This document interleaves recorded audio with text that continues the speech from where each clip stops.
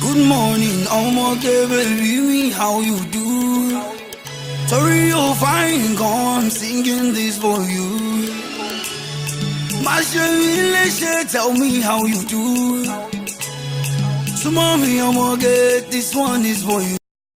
Shalama calling my love, Shalama be my love, Shalama fire Shalom, I'm a fan of Sherry. Boogie for corner, he dey sleep with the chief wife, the neighbor daughter.